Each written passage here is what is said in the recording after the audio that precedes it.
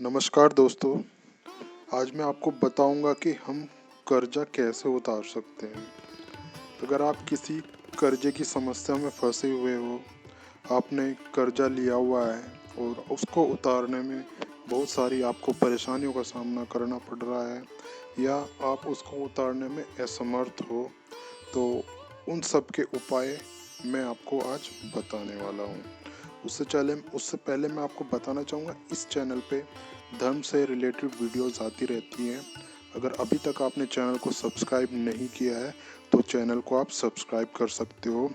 Future की video आपको मिलती रहेंगी और अच्छी अच्छी वीडियो आपके पास पहुंचती रहेंगी हमारे सनातन धर्म से रिलेटेड। तो देखिए, आज का जो उपाय होने वाला है वो हनुमान जी के लिए होने वाला है। हनुमान जी एक ऐसे देवता हैं जो संकट मोचन है। हनुमान जी को ही संकट मोचन कहा जाता है। विपत्ति के समय, संकट के समय सबसे ज़्यादा हनुमान जी को ही पुकारा जाता है। हनुमान जी ने भगवान के भी संकट हर लिए थे। प्रभु श्री राम, माता सीता और लक्ष्मण जी के संकट हनुमान जी, आपको पता ही है, रामायण काल में हर चुके हैं। और उसके बाद भी बहुत लोगों के संकट हनुमान जी ने हरे हैं, लेकिन उसके लिए आपके अंदर श्रद्धा भाव होना चाहिए। आपको धार्मिक आदमी आप होने चाहिए। अगर आपसे जो पूर्व पहले भी कोई गलती हुई है, उस गलती को आप क्षमा प्रार्थी कर सकते हो हनुमान जी से, श्री राम जी से। हनुमान जी के साथ साथ हनुमान जी से पहले प्रभु श्री राम की भी पूजा की जाती है। तो हनुमान जी के साथ साथ आपको प्रभु श्री राम की भी पूजा करनी है। और राम नाम की महिमा तो आपको पता ही है कि राम नाम की महिमा कितनी चमत्कारिक होती है। अब मैं आपको बताता हूँ कैसे आपको ये सारे उपाय करने हैं। सबसे पहला उपाय है, एक आपको हनुमान जी के मंदिर जाना है मंगलवार के दिन और शनिवार के दिन। आपको वहाँ पे पान का बीड़ा चढ़ाना है। जैसे आप पान होता है तो पान की दुकान पे आप जाओगे, मीठा पान आप बोलना। हनुमान जी के पान में सुपारी नहीं डलती है और चूना नहीं डलता है, उसमें गुलकंद और लौंग वगैरह ये चीज़ें डलती हैं। आप पान वाले को बोलोगे कि हनुमान जी का पान बना दे, वो पान बना के दे देगा। उस पान के ऊपर एक लौंग घुसाई जाती है, वो लौंग उसमें, उसको बोल के पहले अगर वो समझदार हुआ तो वो खुद ही इस टाइप का बना के दे देगा। लेकिन फिर भी आप थोड़ा उससे बोलना कि हाँ, हनुमान जी का पान बनाना है, मीठा पान जिसमें गुलकंद ज़्यादा लगवानी है आपको। तो वो पान मंगलवार के दिन आपको और शनिवार के दिन हनुमान जी के मंदिर जाके हनुमान जी को भेंट करना है। ठीक है, ये हुआ। इसके बाद आपको पीपल के पेड़ के 11 पत्ते लेने हैं। 11 पत्तों पे हनुमान जी का जो सिंदूर होता है, थोड़ा नारंगी टाइप जो होता है, लाल लाल सा, उस सिंदूर में थोड़ा घी मिला के, उसको थोड़ा पानी मिला के, घी मिला के उसको थोड़ा गीला कर लेना है। उससे 11 पत्तों पे राम राम लिखना है। एक बार राम, दूसरे पत्ते पे दूसरा राम, तीसरे पत्ते पे तीसरा राम। ऐसे ही 11 पत्तों की, पीपल के पत्तों की आप राम नाम की एक माला बना लोगे। वो माला आपको मंगलवार के दिन हनुमान जी के गले में मंदिर जाके वो डलवानी है पुजारी से। पुजारी से आप विनती करोगे कि आप मेरी माला डाल दो, पुजारी आराम से डाल देगा। और हनुमान जी से प्रार्थना करनी है, प्रभु श्री राम से भी प्रार्थना करनी है कि आपको संकटों को वो हर लें। ठीक है। अब देखो, पान का बीड़ा बहुत चमत्कारिक चीज होती है।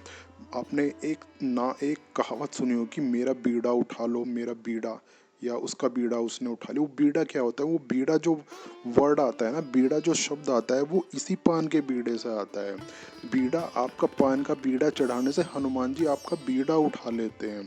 तो इसलिए बीड़ा वो वर्ड आता है, क्योंकि ये चीज ना, ये चीज कलयुग में काफ़ी ज़्यादा पॉपुलर है, फेमस है बहुत ज़्यादा। बीड़ा वर्ड, ये बीड़ा क्या है? वही पान का बीड़ा है। क्योंकि बीड़ा, अब आप पान का बीड़ा चढ़ाओगे हनुमान जी को तो आपका बीड़ा हनुमान जी उठाने की सामर्थ्य रखते हैं। ठीक है, तो ये मैंने आपको बता दिया।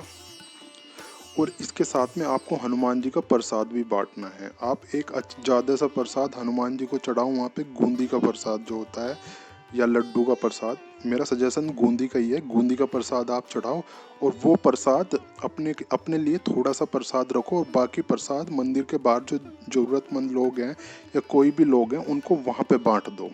अगर वहाँ भी कोई लोग नहीं मिलते हैं तो जहाँ भी आपको कहीं मिले अच्छे से आदमी, वहाँ पे जाके वो प्रसाद या बच्चों को आप जाके बांट सकते हो। ये चीज़ का ध्यान रखें कि सारा अपने घर नहीं लाना है, वो प्रसाद वहाँ पे चढ़ा के वहाँ भी बाहर भी बांटना है। तो आप उसको 51 रुपये का कर सकते हो आप उसको, क्योंकि थोड़ा सा लोगे तो वो ज़्यादा बट नहीं पाएगा, तो आपको अच्छी अमाउंट में वो लेना है। ठीक है, ये दो तो उपाय तो मैंने आपको मंदिर के लिए बता दिए हैं। अब क्या करना है आपको, घर में भी पूजा पाठ आपको करनी है। ये करनी है पूजा पाठ घर में। आपको घर में क्या करना है, घर में एक तो आपको करना है हनुमान अष्टक का पाठ। हनुमान अष्टक होता है, हनुमान अष्टक हनुमान चालीसा की जो बुक होती है, सुंदरकांड कांड की जो बुक होती है, उसमें आपको मिल जाएगा आराम से। हनुमान अष्टक के आपको रोज 11 पाठ करने हैं, कम से कम 11 पाठ करने हैं। और 11 पाठ से पहले आपको 5 मिनट करना है जो एक ये दोहा होता है ना रामायण का, कि पवन तनय बल पवन समाना, बुद्धि विवेक विज्ञान निधाना, कवन सो काज कठिन जग माही, जो नय होए तात तुम पाई। पवन तनय बल पवन समाना, बुद्धि विवेक विज्ञान निधाना, कवन सो काज कठिन जग माही, जो नय होए तात तुम पाई। ये दोहा कम से कम 5 मिनट जपना है। अगर इसकी माला आप कर सको तो बेस्ट है। और उससे भी पहले आपको एक माला प्रभु श्री राम के नाम की करनी है। सीताराम सीताराम कर सकते हो, सीताराम हनुमान आप कर सकते हो, या राम राम राम करके एक माला आपको वो करनी है। ये सारी चीज़ें आपको श्रद्धा के साथ करनी है।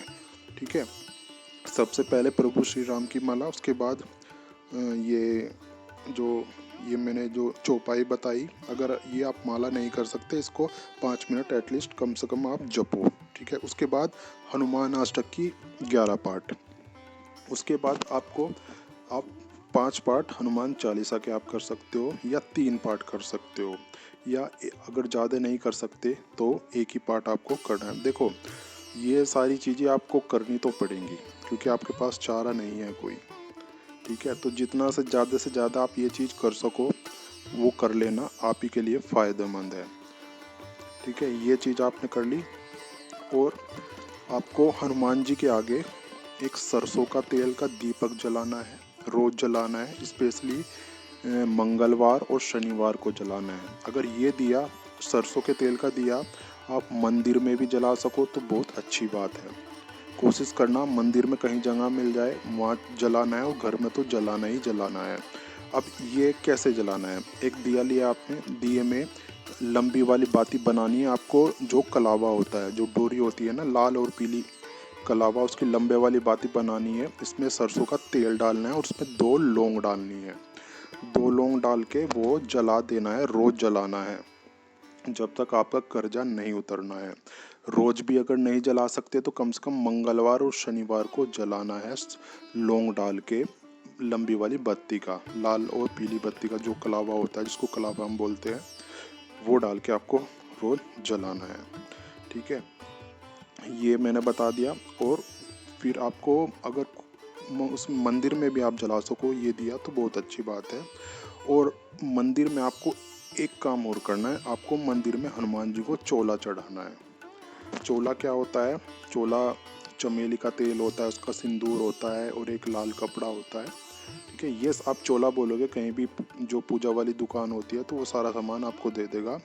ये चोला आप पुजारी से भी चढ़वा सकते हो, ये चोला आप खुद भी जाके चढ़ा सकते हो। ठीक है, मंगलवार के दिन आपको स्पेशली चढ़ाना है, शनिवार के दिन भी आप चढ़ा सकते हो। अब देखो ये काम, ये सारी चीज़ें आपको कब तक करनी है, ये सारी चीज़ें एक मंगलवार या एक हफ्ते या एक शनिवार की नहीं है। चोला बीड़ा वगैरह ये आप थोड़ा गैप दे के भी कर सकते हो, जैसे चोला महीने में एक बार भी आप चढ़ा सकते हो। बीड़ा आप हर मंगलवार को चढ़ा सकते हो, क्योंकि बीड़ा ज़्यादा महंगा नहीं आता है, 5-10 रुपये का बीड़ा आएगा, वो आप जाके चढ़ा सकते हो। प्रसाद वगैरह आप मंगलवार और शनिवार दोनों को आप कर सकते हो। दिया भी आप हर मंगलवार शनिवार को पढ़ सकते हो। तो जो थोड़ी महंगी चीज़ है ना, जिसमें ज़्यादा टाइम और पैसा लगता है, वो आप महीने में एक बार कर सकते हो। लेकिन जो ये पूजा मैंने बताई है ये रोज़ आपको करनी है, सुबह शाम करनी है। सुबह शाम शाम को तो आपको कम से कम जिस पूजा में ज़्यादा टाइम लग रहा है वो शाम के टाइम आप कर सकते हो। शाम का टाइम 8 बजे के बाद या 9 बजे के बाद, ठीक है। 9 बजे के बाद आप करो तो बहुत अच्छी बात है, क्योंकि इसमें इन सारी चीज़ों में 1-1.5 घंटा आराम से आपको लगने वाला है कम से कम। ये सारी पूजा आपने कर ली है। पूजा करने के बाद आपको भगवान से प्रार्थना करनी है। भगवान से प्रार्थना करनी है आपको, हनुमान जी से प्रार्थना करनी है, प्रभु श्री राम से प्रार्थना करनी है। ये उसके बाद ही ये सारी चीज़ें आपकी सक्सेसफुल हो जाएंगी, ठीक है। ये तो रही पूजा की बात। अब आपको माइंड भी बनाना है अपना। आपके अंदर इच्छा होनी चाहिए कि जो आपने कर्जा लिया है आपको वो खुद ही उतारना है, ठीक है। हनुमान जी आपके लिए कमाएंगे नहीं, हनुमान जी आपकी सहायता करेंगे कमाने में, क्योंकि कर्जा कैसे उतरेगा? कर्जा आपका कमा के दोगे आप, कर्जा जब ही उतरेगा आपका, बाकी कोई दूसरा इसका रास्ता नहीं मिलेगा। ना ही भगवान आपके लिए कुछ करेंगे, ना ही कोई दूसरा आदमी कुछ करेगा। जो आपसे गलती हुई है, जो आपसे ना समझी हुई है, वो उसका समाधान तो आप ही को करना पड़ेगा, ठीक है। ये तो रही बात। और कर्जदार जो आते हैं घर पे उनको अच्छे से बात करो, ठीक है। उनको कोशिश करो, पैर पकड़ लो, भाई मैं ब्याज नहीं दे सकता, नहीं मैं वो कर सकता। जो भी आपका हिसाब है उसके अकॉर्डिंग आप जाके बात करो। आपको कोई कुछ नहीं बोलेगा, सबका पैसा अटका हुआ है आप पे, ठीक है।